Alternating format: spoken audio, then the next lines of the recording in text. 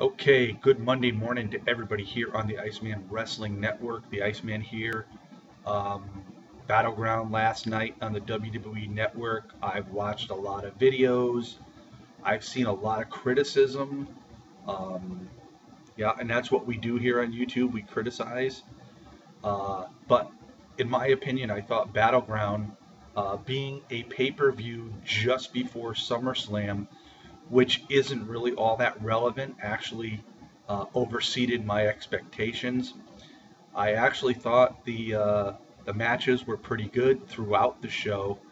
A lot of people were upset at the two main events, the outcomes, but I'm really not surprised. But anyway, the kickoff show started off with King Barrett going up against King Truth, so to speak, for the rights of the crown. It was a match that really, nobody really cares about.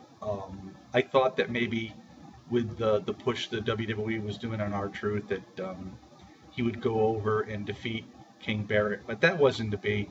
And I guess all in all, it makes a lot of sense for Barrett to win this match. But it wasn't a bad match overall. But like I said, it wasn't on the actual card, and really in a lot of these pre-show matches, nobody really cares. But anyway, the actual card started off with Sheamus, the Money in the Bank briefcase holder, against Randy Orton in his hometown of St. Louis, Missouri. Pretty good match.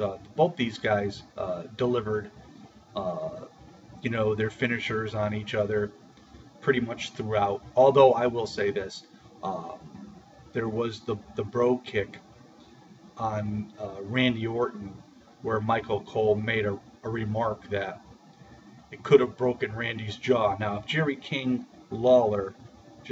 Lawler, and Jim Ross was announcing this, I could hear Lawler and King just screaming out, "They broke his jaw! They broke Randy Orton's jaw!"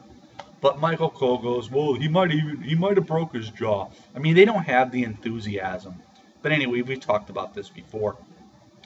Um, and this match wasn't too bad. It went back and forth until finally, at the very, very end, after Orton getting out of many holds by Sheamus, the cloverleaf and whatnot, Orton did deliver the RKO and ended up getting the win.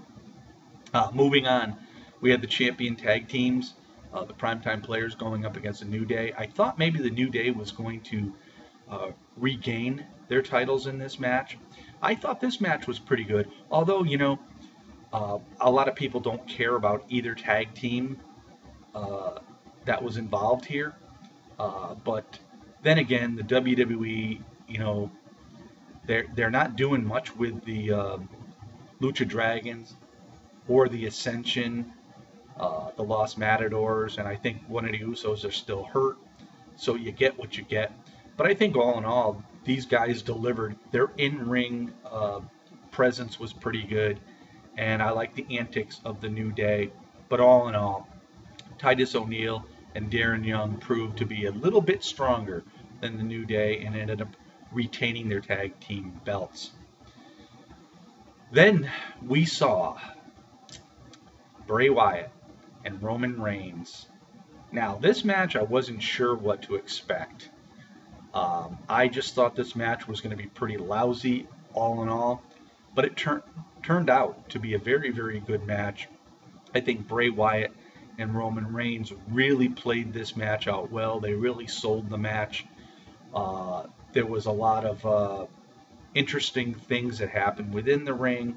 It was a pretty brutal match, all in all, between the two.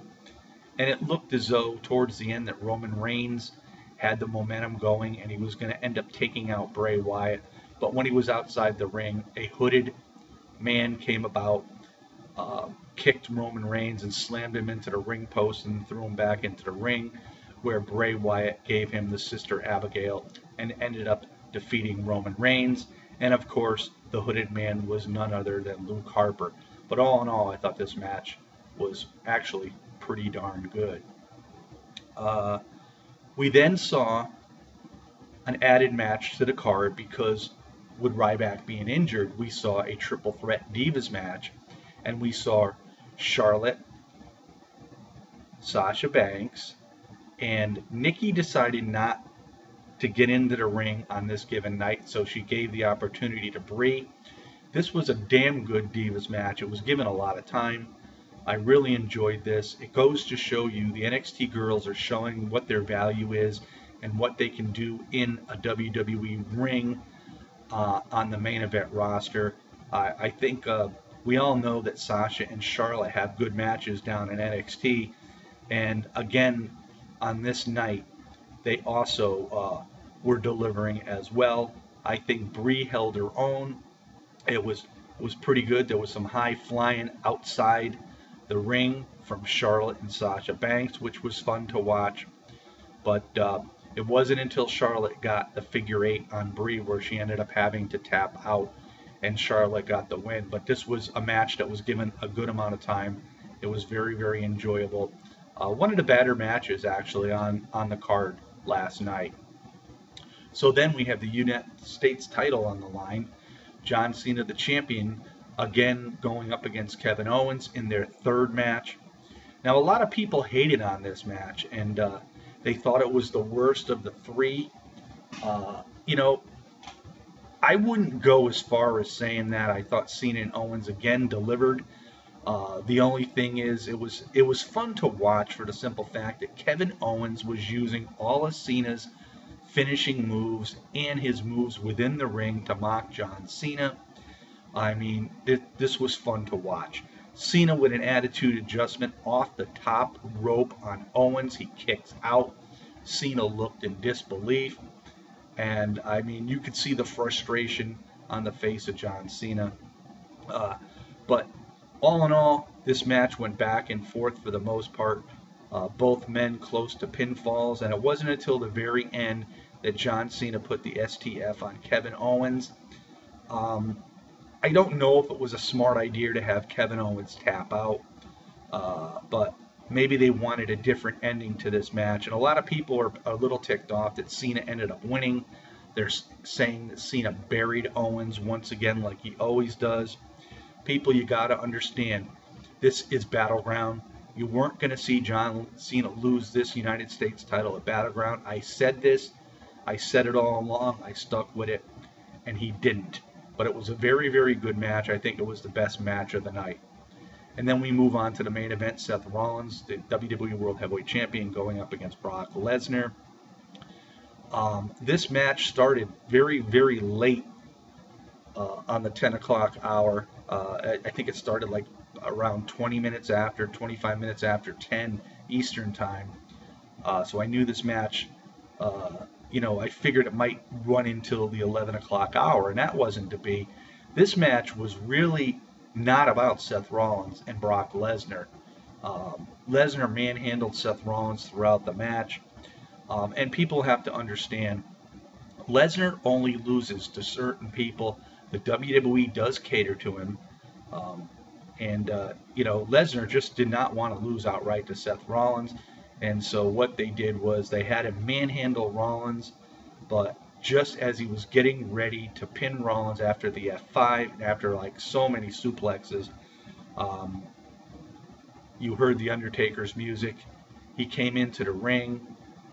He actually basically saved Seth Rollins. Rollins gets saved once again by outside interference.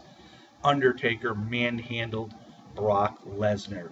So it sets up their revenge match for what Lesnar did to The Undertaker back at WrestleMania of last year. And, a lot of people are saying it should be waited until Mania. I agree. But the WWE obviously wants Lesnar and The Undertaker. And this takes away from Lesnar having another match with Seth Rollins. Because, like I said, Lesnar does not want to lose to Seth Rollins. So what's next for Rollins?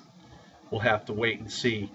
But, so The Undertaker comes out and pretty much destroys Brock Lesnar. So now I'm waiting tonight on Monday Night Raw to see what the long-winded Paul Heyman has to say about all that occurred last night at Battleground. Overall, I thought the pay-per-view was very good. I know there's a lot out there that disagree with me. We're not all going to be happy, but the bottom line is I enjoyed it, and to me, that's all that really matters. Everybody else has their own opinion, and that's what it's all about here on YouTube. So this is the Iceman with the Battleground review. Raw tonight. Enjoy your day. It's very hot up here in Hartford. We'll see you all next time. Peace out, everybody.